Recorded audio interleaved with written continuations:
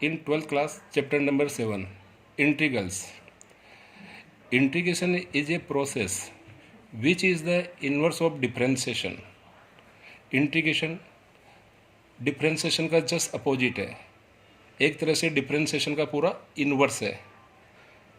For example, आपको एक function का डिफ्रेंशिएशन गिवन है, कैपिटल एफ एक्स फंक्शन है जिसका डिफ्रेंशिएशन स्मॉल एफ एक्स है. अगर अपन इसका दोनों इंटीग्रेशन करते हैं तो इसका मतलब हो गया इस एफ एक्स का इंटीग्रेशन, और जैसे इसका इंटीग्रेशन करेंगे यहाँ से डिफ्रेंशिएशन का साइन हट जाएगा एफ एक्स और प्लस सी. तो integration of small F X with respect to X equal to capital F X plus C, where C is the constant of integration and these integrals are known as indefinite integrals और general integrals. जिस integration में constant value plus C आती है वो एक तरह से indefinite integration है, या उसे जनरल इंटीग्रेशन भी कहते हैं. इनडेफिनेट इंटीग्रल की कुछ प्रॉपर्टीज़ है. अगर किसी इंटीग्रेशन में बहुत सारे फंक्शन प्लस में गिवन है, f1x प्लस f2x dx का इंटीग्रेशन, तो अलग अलग फंक्शन का इंटीग्रेशन कर दीजिए और उनको प्लस कर दीजिए. किसी फंक्शन का इंटीग्रेशन कर रहे हैं और उसके साथ कोई कांस्टेंट वैल्यू मल्टीप्लाई में है तो उस कांस्टेंट वैल्यू को कॉमन ले लीजिए और उस फंक्शन का इंटीग्रेशन कर दीजिए.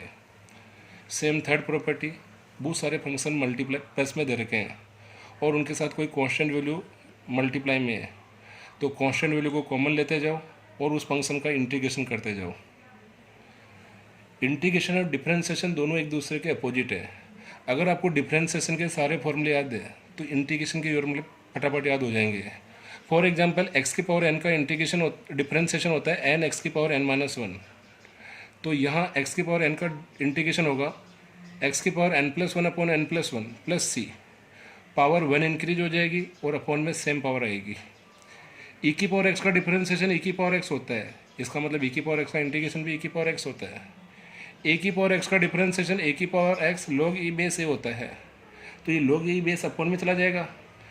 तो ए की पावर एक्स का इंटीग्रेशन क्या बन जाएगा, ए की power X upon log E base A. Log X का डिफरेंशिएशन वन बाई एक्स, तो वन बाई एक्स का इंटीग्रेशन लॉग एक्स. एक्स का differentiation with respect to X one होता है, तो वन का इंटीग्रेशन एक्स.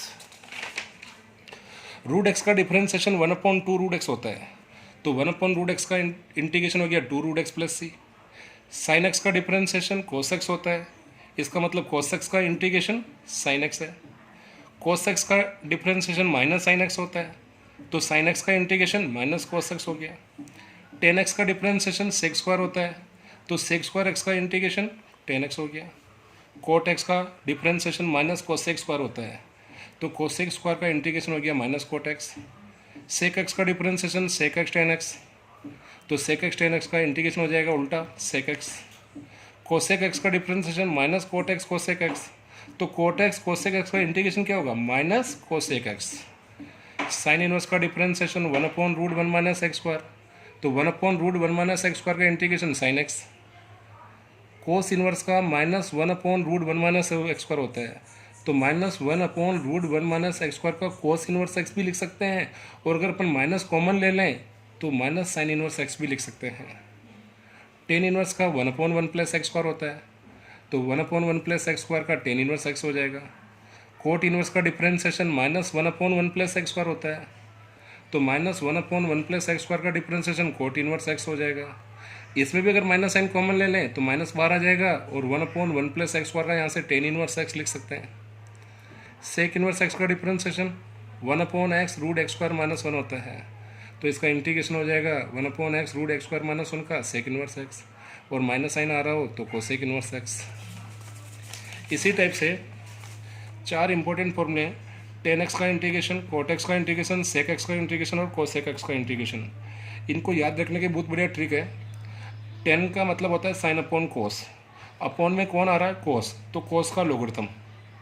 कोस का रेसिप्रोकल होता है सेक, तो सेक का लोगरिथम. और इसमें याद रखना है कि जो भी फॉर्मूला सी से स्टार्ट होता है हमेशा नेगेटिव होता है. कोट का मतलब होता है कोस अपॉन साइन, तो साइन का लोगरिथम.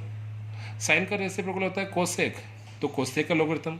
और ये कोसेक सी से स्टार्ट हो रहा है तो माइनस. सेक और कोसेक का फॉर्मूला याद रखने के लिए आपको 10th क्लास का फॉर्मूला याद रखने पड़ेंगे। सेक का फॉर्मूला तब भी आता है तो आपको sec square minus tan square theta याद रखना है, और कोसेक का तब भी आता है तो आपको cosec square theta minus cot square theta याद रखना है।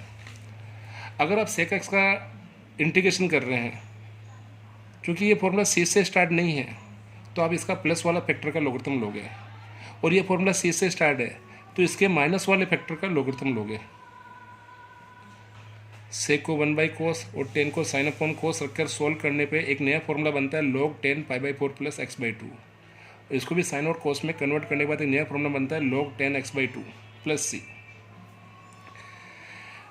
नो इम्पोर्टेंट फॉर्मूले और हैं, ऐसे फॉर्मूले जिसमें डिनोमिनेटर में या न्यूमरेटर में कोई टर्म क्वाड्रेटिक फॉर्म में दे रखी हो और रूट क्वाड्रेटिक फॉर्म में गिवन हो, तो उसका इंटीग्रेशन कैसे करते हैं। पहले सबसे पहले इन तीन फॉर्मूले को देखिए, एक्स स्क्वायर माइनस ए स्क्वायर माइनस एक्स स्क्वायर, ए स्क्वायर प्लस एक्स स्क्वायर, 1/क्वाड्रेटिक 1/क्वाड्रेटिक 1/क्वाड्रेटिक। इसमें के दो फॉर्मूले ऐसे हैं जो माइनस में है और ये फॉर्मूला प्लस में है। एक तरह से इस फॉर्मूले को देखें, अगर यहाँ पर ए की जगह 1 रख दें तो ये tan इनवर्स एक्स का फॉर्मूला बनता है। तो ये तो क्लियर हो गया कि ये tan इनवर्स से रिलेटेड फॉर्मूला है। लेकिन फॉर्मूले को याद कैसे करें, दो फॉर्मूले माइनस के हैं और एक फॉर्मूला प्लस का है, तो आप इसमें एक वैल्यू याद कर लो 1/a। ये 1/a, क्योंकि ये प्लस का फॉर्मूला एक ही है तो 1/a पूरा इसके साथ चला गया, और ये माइनस के दो फॉर्मूले हैं तो 1/a का हाफ करके लिख दिया। एक तरह से बंटवारा हो गया दोनों के आधा। जो फॉर्मूला माइनस का है उसका फॉर्मूला लॉग में याद रखना है, और लॉग में भी क्या याद रखना है, अगर ए स्क्वायर नेगेटिव है तो माइनस वाला फैक्टर ऊपर प्लस वाला नीचे, और अगर ए स्क्वायर पॉजिटिव है तो प्लस वाला फैक्टर ऊपर माइनस वाला नीचे और प्लस सी। और ये तो 1/a पूरा इसके आ गया, और ये चूंकि tan इनवर्स का फॉर्मूला है तो tan इनवर्स x/a। अगर इन्हीं तीनों फॉर्मूले के डिनोमिनेटर में रूट का साइन लगा दे तो तीन नए फॉर्मूले बन जाते हैं। इनमें भी याद रखने की ट्रिक है, अगर एक्स स्क्वायर पॉजिटिव है तो फॉर्मूला लॉग में रहेगा, और चूँकि एक्स स्क्वायर नेगेटिव है तो यहाँ ए को 1 रख के देखिए ये किसका फॉर्मूला बनता है, साइन इनवर्स एक्स का। तो एक्स स्क्वायर अगर नेगेटिव तो साइन इनवर्स का फॉर्मूला होगा, और एक्स स्क्वायर पॉजिटिव है तो लॉग का फॉर्मूला होगा। लॉग में क्या लिखते हैं, एक्स प्लस प्लस, और ये रूट वाली टर्म ए सी की ए सी और प्लस सी, और इसमें साइन इनवर्स x/a प्लस सी। लेकिन अगर ये तीनों रूट वाली टर्म न्यूमरेटर में चली जावे तो फॉर्मूला कैसे याद रखोगे, तीनों में हाफ आएगा, तीनों में x ऐसा का ऐसा ही आएगा, तीनों में रूट वाली टर्म ए सी की ए सी आएगी, ये ए स्क्वायर साइन के साथ में आएगा प्लस ए स्क्वायर, ये ए स्क्वायर माइनस के साथ ही आएगा, ये ए स्क्वायर प्लस के साथ ही आएगा अपॉन 2, तीनों में हाफ, तीनों में एक्स, तीनों में रूट वाली टर्म ऐसी कैसी, तीनों में A square with sine upon 2। X square positive है तो लॉग, एक्स स्क्वायर नेगेटिव है तो साइन इनवर्स। लॉग में क्या लिखते हैं, एक्स प्लस रूट वाली टर्म, एक्स प्लस रूट वाली टर्म प्लस सी, और साइन इनवर्स x/a प्लस सी।